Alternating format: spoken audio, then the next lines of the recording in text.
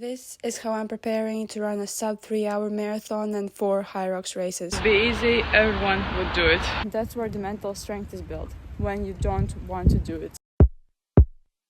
Yeah. The grind truly never stops. Run with me 27 kilometers on a random Monday morning, but before that, let's hit the gym because it's better to run on tired legs, right? Well, this is my ultimate staple leg day that I do, well, always on a Monday and then straight out. Let's do 22k in the morning. The wind was not gifting me that morning, but on the other side I tried the new route. It was awesome. I really enjoyed it. A nice 22k loop. Again, I will say this, if it would be easy, everyone would do it. You know what they say? If it would be easy, everyone would do it. Run, then afterwards straight headed out, met with my family and we did bowling. I would not recommend to do bowling once in 6 years because I did so bad. But this sushi, as always, never failed because it's incredible. I did some yoga, I refueled, I ate some snacks and drank this super greens drink. Made some training plans. If you want to be coached, message me privately, and then I continued running because marathon training never stops. It's easier to split your run into 2 parts because it's less fatiguing and more sustainable. Not like 22k running is easy. No clue how, but that run felt so good. If you're a runner, you know what you do for the rest of the time. You just purely eat. That was a video from my Instagram reel. If you want to follow me there. But continuing with next day, Tuesday, I always start with foam rolling all my days because foam rolling feels so best. Like, it feels so insanely good. I mean, you can't really nail anything else as foam rolling does because when I wake up, I feel so stiff. Like, so stiff. I usually don't train like this. This was a holiday week, so it was a little bit different. But yeah, I did train legs 2 days in a row and day after a long run. The thing is, I've built my recovery and I've adjusted my body to this high volume, but nowadays I don't get extremely fatigued or like exhausted the day after the long run. I used to feel absolutely crashed. But these days I just feel after a regular training day. It's crazy how your body adjusts to things and what you can adjust to it. Like, it's insane. Me 3 years ago, I could never imagine doing that. Like, literally. So I did a leg day. And then I did CrossFit. I'm a CrossFit girly. I did 1 hyrox workout, 1 CrossFit workout. It's just what I love to do. Mix and match. It's 5:19. Today is the first day. In like 2 weeks when I'm seeing half sun, I need to go on my run in around 30 minutes. I just ate so much food. But today, like this week, it's like shorter because of holidays, so I don't have to go to work. I have more days off, which is not good because I'm just sitting on my phone editing something or researching something, planning something like trips, what I would like to do, or trying to find, for example, competitions I would like to compete that aren't extremely expensive because I can't afford it. I'm currently training for a marathon and hyrox. I probably have mentioned that a billion times in this video and will mention. But yeah, now procrastinating to run 12k. I want to do either tempo run or 5x1k at threshold or just like fast. Not like max out because the only time I can max out is in races and competitions. It's cold today. Oh my god, let's start the run. So cold. I can't believe I'm saying this, but this was such a good run. If last Tuesday I could barely hold 4:30, 4:35. I couldn't even hold in the last reps. Then today I'm holding like 5:15, 4:15, 4:20, or actually the first 2 reps. They felt like I'm running on cloud. It's not like I didn't give any effort, but I was definitely not even close to maxing out. And I ran like 4:11. What? Like, even though I was procrastinating this run I said I'm going to go on a run in 30 minutes, and I actually went after an hour. But this was so good. Like, it just shows that your body works different every single weekday. So the truth is, I make my start of the week hard, so the end of the week would be easier. The days that you didn't see because I didn't film. Monday, Tuesday harder. Wednesday, upper body day. Either way, much needed. Right. Again, CrossFit. I always wake up at 7 a.m. Not always, 6 days a week usually, or 5. I hit the gym. I'm at the gym by 8. Done with the gym. Takes around an hour and 20 minutes. Then I stretch a little bit and do some abs. And then I go to the CrossFit box and do my favorite thing that I love to do. CrossFit and hyrox. Like, after I lift, I feel my body just craves the thing that's called functional fitness, functional training, getting your heart rate up, and not just doing a static lift. I'm currently training for also hyrox, not just marathons, not just some random weird marathons, not weird, spontaneous or less spontaneous marathons, or just running. But I have 4 hyroxes in 2025 till June. 4 hyroxes till June. And marathons and other things and maybe some CrossFit competitions. I just grind it out because nothing happens if nothing happens. And another thing I always do is yoga. Is one of the biggest recovery pieces. Raining today. Let's go on my run in like 10-15 minutes. I'm procrastinating again. But what I will say, I usually go on my runs at 7 p.m. after work. As I told you previously, this week is just a little different, and of course I'm filming on the week that's a little different, but I will have more time to edit.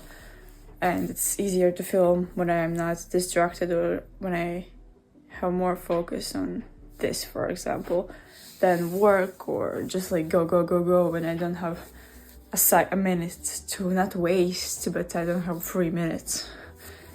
I just have a strict thing. If I miss something, I will be late to something. That wind, fucking hell. Whew. I am totally wet. It's not even focusing because my lens is blurry. Hello. Nope. Oh, yep. If yesterday's run was really awesome, then today's run was really meh. Because, first of all, 60 kilometers max wind from one side at some points. The rain, and I just little bit had a mini fight with my mom because I was like, I don't want to go on this run in the way that I'm like, stupid freaking rain, this darkness, this coldness, this no sun thing. Sounds really depressing. But I just hate winter with all my heart, with everything I have. I hate winter.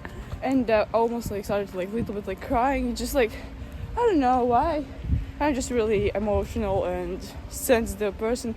And she was like, well, you can not go on this run for one day, you can do something else. You used to not go on runs in the evening, you never used to run. I was like, well, I never used to run 3:17 marathon or sub 42 minute 10k. Do you really think that any athlete who has succeeded in sport just like that skips a day because it's raining? So I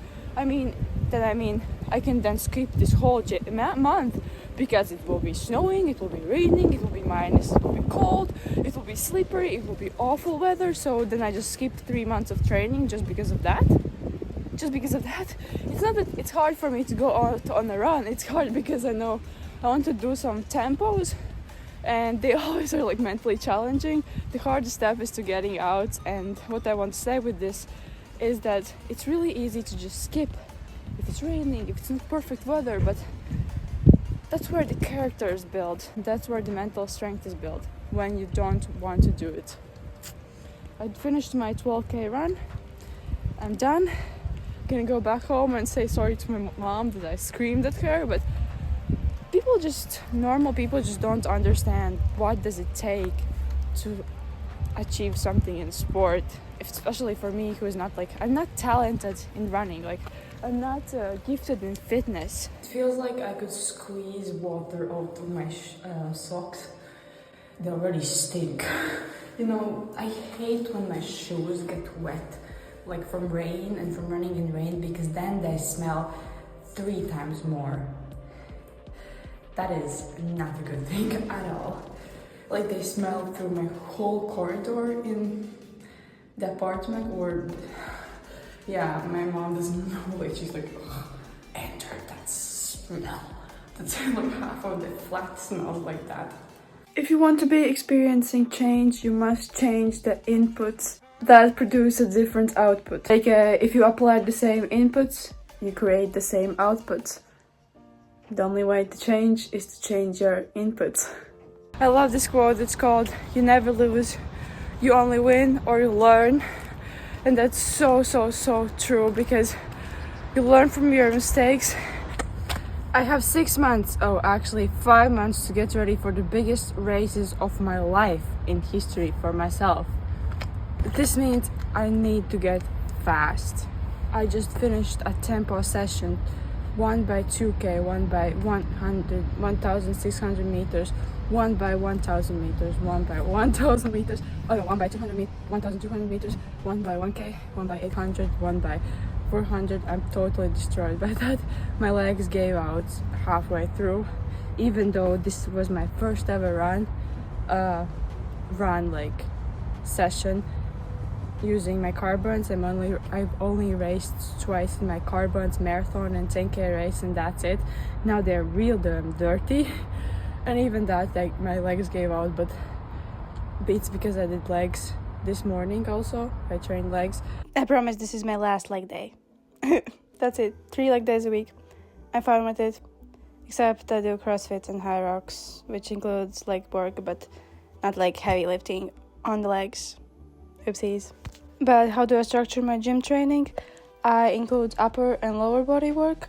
I include accessories, and obviously I start my lifts with compound exercises, and I do usually CrossFit afterwards, after my lifting.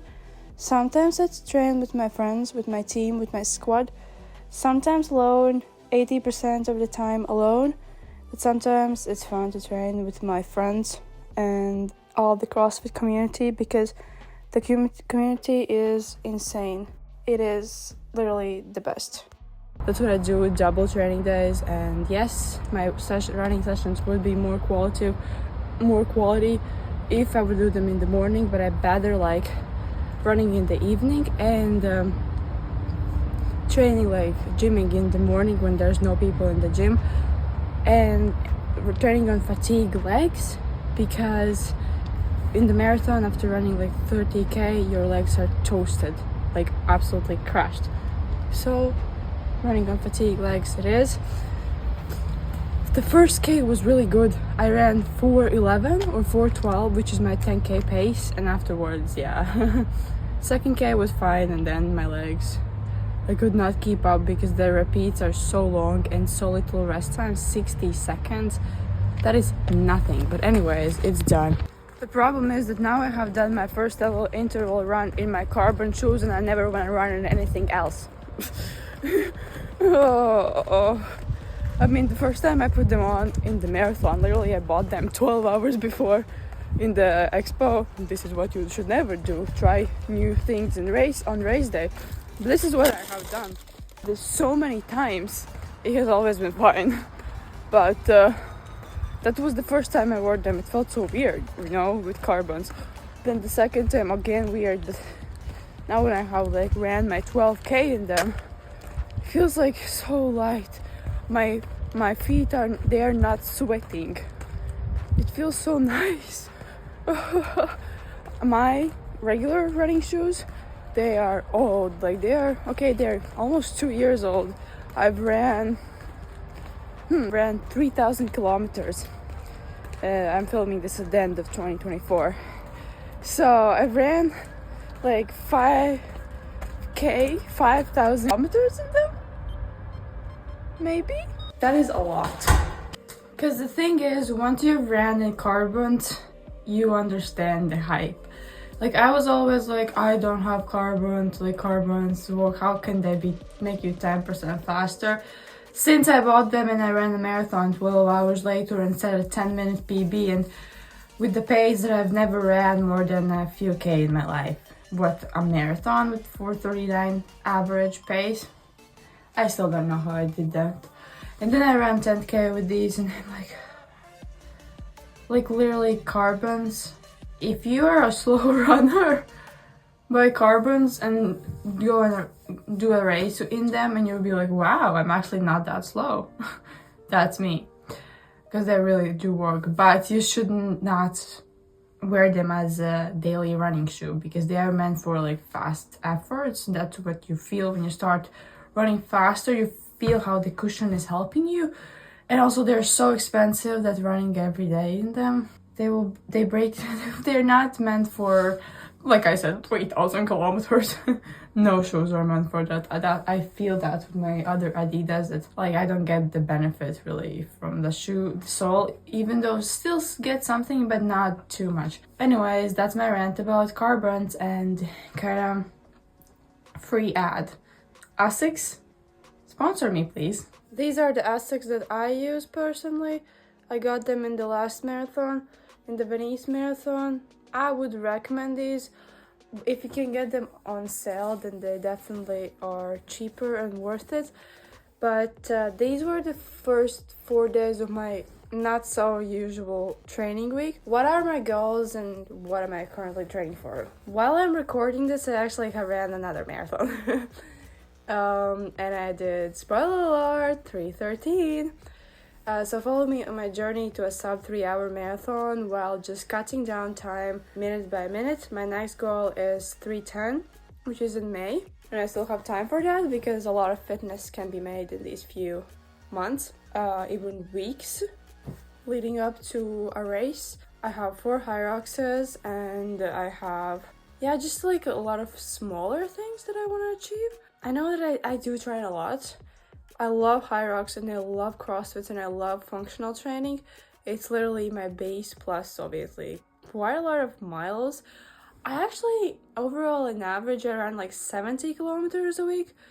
If something weird happens it can be more, but usually like 75ish or 70, depends obviously. If I stack half of my mileage in one long run, like 28k in Monday, and then it's like 10k is like 4 times a week ish. And I got qualified to Hyrox World Championships.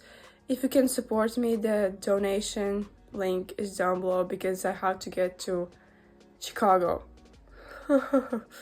It will be expensive trip. And I'm also a personal trainer. I make any training plans, hyrox, marathon, gym, CrossFit, anything. And that's it. I've been creating content for like 4 years. That's a little bit about me. And if you can support me anywhere, my dream actually is to become a full-time content creator, which is not happening because YouTube apparently hates me because it does not ever recommend any of my content. I literally get no views, sadly. But I still keep grinding and editing videos because I'm really busy actually. I have zero time. I get home at 9 p.m. I wake up at 7, I leave home at 7:30, and I get back home at like 8 or 9 p.m. Yeah.